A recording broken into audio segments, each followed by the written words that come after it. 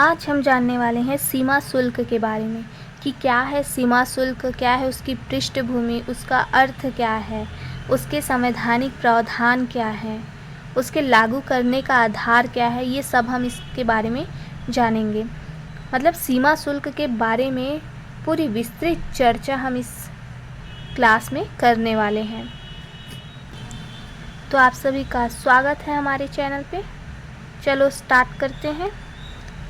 और इससे पहले चैनल को सब्सक्राइब कर लेना, लाइक कर लेना। अब चलो बढ़ते हैं आगे कि क्या है सीमा शुल्क। अगर हम सीमा शुल्क की पृष्ठभूमि के बारे में जानें तो हमने देखा कि प्राचीन समय से ही विदेशों में व्यापार की जो स्वीकृति प्राप्त करने हेतु, यानी कि प्राचीन समय से ही विदेशों में अगर व्यापार करना है तो उसकी अनुमति प्राप्त करने के लिए संबंधित देश के तत्कालीन शासकों को व्यापारियों द्वारा उपहार एवं भेंट दिए जाने का रिवाज या परंपरा पाई जाती रही हैं।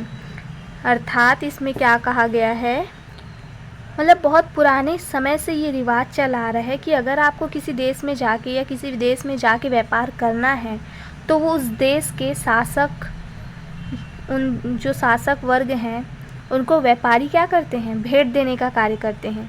भेंट या उपहार देके उन्हें प्रसन्न करने का कार्य करते हैं। तो ये परंपरा रही है प्राचीन काल से ही कि शासकों को व्यापारियों द्वारा उपहार एवं भेंट दिए जाने की जो परंपरा है वो पाई जाती रही है। हमने देखा, मतलब अगर इतिहास को जाकर देखें तो जो ईस्ट इंडिया कंपनी शासन करने जो आई थी वो भी इसी तरह का कार्य करती थी। शासकों को क्या करती थी, उपहार स्वरूप कुछ भेंट दिया करती थी, जिसके कारण जो शासक हैं वो प्रसन्न होकर उन्हें व्यापार की अनुमति दे दिया करते थे। अब आगे हम देखें तो कौटिल्य ने भी बाहर से आने वाले माल पर, जो कौटिल्य थे उन्होंने, कौटिल्य कौन थे, चाणक्य को ही कौटिल्य भी कहते हैं। तो कौटिल्य ने भी बाहर से आने वाले जो माल थे उस पर 1/5 भाग शुल्क लेने की कामना की थी। अर्थात अगर आपका सामान आ रहा है तो उस सामान का अगर 5 भाग करेंगे और 5 भाग में से 1 भाग क्या करेंगे, वो खुद रखेंगे।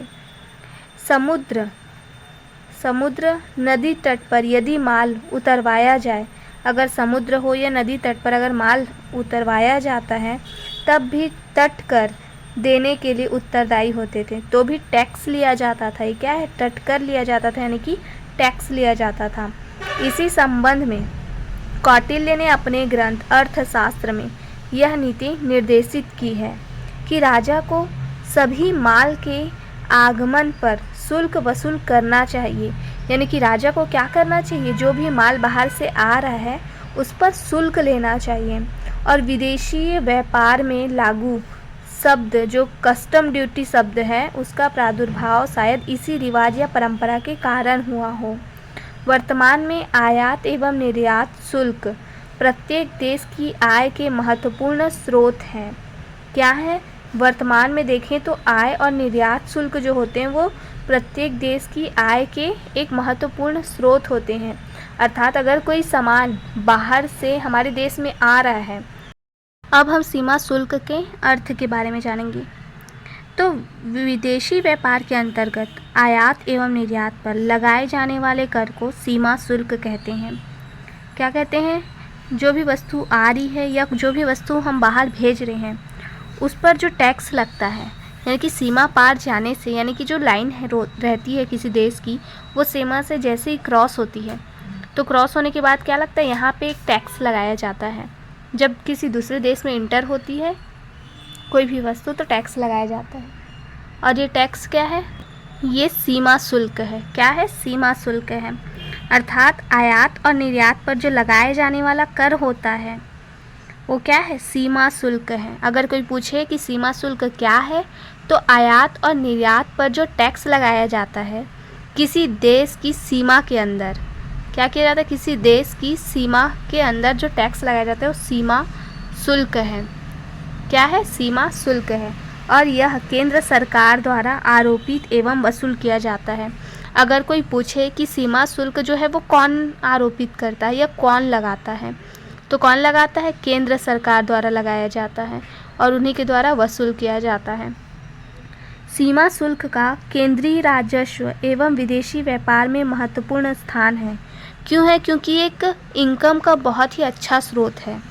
क्या है? इनकम का सोर्स है ये। तो ये केंद्रीय राजस्व और विदेशी व्यापार में एक महत्वपूर्ण स्थान रखता है। अगर हम ऐतिहासिक दृष्टि से देखें तो ये विश्व का सबसे पुराना शुल्क है। क्यों पुराना है? क्योंकि ये कौटिल्य ने भी अपने अर्थशास्त्र में कहा है कि राजा को क्या करना चाहिए, जब भी उसके तट रेखा से अंदर कोई वस्तु आती है या किसी वस्तु का व्यापार होता है तो उस पर 1/5 भाग क्या करना चाहिए, लेना चाहिए। तो ये क्या है? टैक्स ही तो है एक प्रकार का। तो ये जो सीमा शुल्क है, सीमा के अंदर आने पर वस्तुओं पर जो टैक्स लगाया जाता है, इसका प्रचलन जो है वो प्राचीन समय से है। तो ये क्या है? ये विश्व का सबसे पुराना शुल्क है। स्टार्टिंग में देखो, प्रारंभ में क्या है, विदेशी व्यापार के लाभ पर लगाया जाता था। स्टार्टिंग में जो विदेशी व्यापार होता था उसमें कितना उसका लाभ आ रहा है, उस लाभ के अकॉर्डिंग क्या किया जाता था, टैक्स लगाया जाता था। लेकिन अब क्या किया जाता है, अब उत्पाद शुल्क की भांति वस्तुओं के मूल्य पर लगाया जाता है। देखा जाता है कि ये वस्तु कितने मूल्य की है, इसका मूल्य क्या है, और उस मूल्य के अनुसार क्या किया जाता है, कर आरोपित किया जाता है या लगाया जाता है। देश में आयात की गई वस्तुओं पर, यानी कि देश में जो वस्तु आती है या हम मंगाते हैं किसी वस्तु को, तो उस आयातित वस्तु पर, आयात तो पता होगा ना, आयात किसे कहते हैं, जब कोई वस्तु बाहर से हम मंगा रहे हैं तो क्या है, आयात कर रहे हैं ना। और हमारी वस्तु दूसरे देश में जा रही है, यानी कि बाहर जाना क्या है, निर्यात है, और अंदर आना क्या है, आयात है।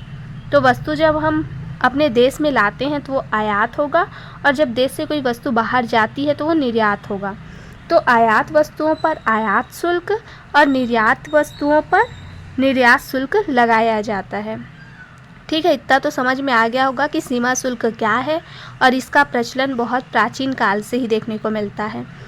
ठीक है, अगर हम देखें, देखो इसमें थोड़ा सा और दिया है जानकारी कि जो कस्टम एक्ट है 1962 और जो कस्टम टैरिफ एक्ट 1975 में क्या हुए हैं। देखो, कोई भी कानून होगा तो कानून में समय के अनुसार क्या होता है, परिवर्तन होता है, चीज़ें परिवर्तित होती हैं, तो कानून में भी संशोधन की आवश्यकता पड़ती है।